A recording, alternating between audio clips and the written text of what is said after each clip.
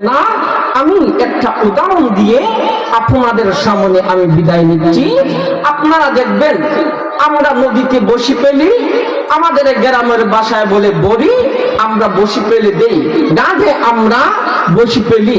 নদীর মধ্যে যখন বসি পেলে, তখন নদীর মধ্যে যখন বসি পেলে শুধু বসি থাকে না, একটা বাঁশ তাকে, এটাকে বলা হয় শিব।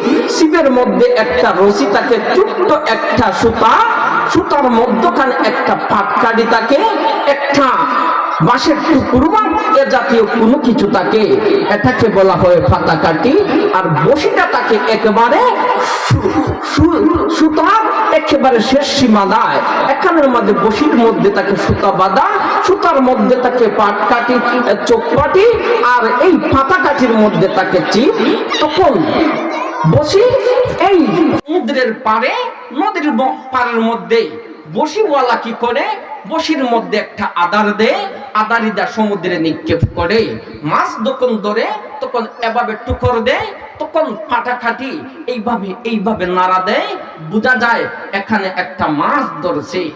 কিন্তু আমাদের সমাজ চলাইতে গিয়ে একজন মুরব্বী থাকে, এই মাছেরও একটা মুরব্বী আছে, রাজা আছে, সে ডাক কই শুন, ওইতে দেখ বসি কি সুস্বাদু খাবার, খাবার মনে করেই এই বসি খেও না, কারণ আমি তোমাদের সরদার, আমি তোমাদেরকে ওয়াজ করি, নসিহত করি। এই বসিটা যদি খাও তাহলে তোমরা, তোমাদের গলায় বসিটা লাগবে, লাগার পর যখন তোমরা বসিটায় টান দিবে তখন সুতাটা টান খাবে, যখন সুতাটা টান খাবে তখন ওই যে বসির মালিক সে সমুদ্রের পার থেকে সে বুঝতে পারবে তুমি একজন মাছ ধরেছো, সে তুল দিবে, তখন তুল দিয়ে নিয়ে তোমাকে ধরবে, বস্তায় বিতে ভরবে, বরিয়া গড়ের গৃহিণীকে দিবে, গৃহিণী এটাকে তোমাকে সালি দিয়া মাখাইয়া, সালি দিয়া তোমাকে দাওয়ের মাঝে ফালাইয়া তোমাকে বানাইবে, তারপর বিরান করে খাবে। তখন মাছগুলা কয় দেখছ কি বলছে, সে নাকি আমাদের সরদার, আমরা সুস্বাদু খাবার খাবো আর সে আমাদেরকে না করে, এটা তো হতে পারে না, এটা তো হতে পারে না, আমরা খাবোই, আমরা সরদারের কথা শুনবো না।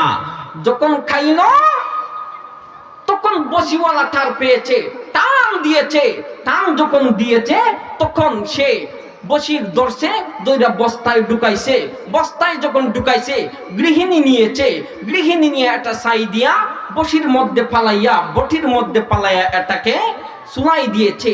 রান্নায় যখন করায় যখন গেছে, কই টিকি রে, আমাদের সরদার যেই ওয়াজ করেছিল, আমাদের সরদারের কথা যদি শুনতাম তাহলে আমরা কড়াইয়ের মধ্যে আইতাম না, আমরা বসির মধ্যে লাগতাম না। ঠিক তদ্রুপ ভাবে আজ আলিম ওলামা বলে এ পথে যাইও না, অপথে যাইও না, এখানে যাইও না, গেলে তোমাদের গুনাহ হবে, গুনাহ করলে তোমাদেরকে জাহান্নামে নিয়ে যাইবে। আর শুনবে না, যখন হাসরের ময়দানে ধরা পড়বে তখন ফেরেশতারা জিজ্ঞাসা করবে, তখন বলে লাউ কুন্না নাসমাউ নাকিলু, কয় আহা আলিম ওলামা বলেছিল, আমরা বলেছিলাম এরকম করবেই, এরকম করবেই, এরকম বলবেই। যদি আমরা আলিম ওলামার কথা শুনতাম তাহলে আমরা এই বিপদগামী হইতাম না। আল্লাহ সুবহানাহু ওয়া তাআলা আপনাকে আমাকে এই রকম বলা মুসিবত থেকে যেন রক্ষা হওয়ার জন্য এই দুনিয়ায় ব্যবস্থা নিতে পারি। এই সমস্ত মারদেশার সাথে যেন আমরা কমপক্ষে টাকা পয়সা না দিতে পারলেও একটা সন্তান দিয়া যেন সাহায্য করি। আল্লাহ সুবহানাহু ওয়া তাআলা আপনাকে আমাকে মারদেশা মহব্বত করার কারণে হয়তো নাজাতের ব্যবস্থা করে দিতে পারেন। এখানেই আমার আলোচনা শেষ করলাম।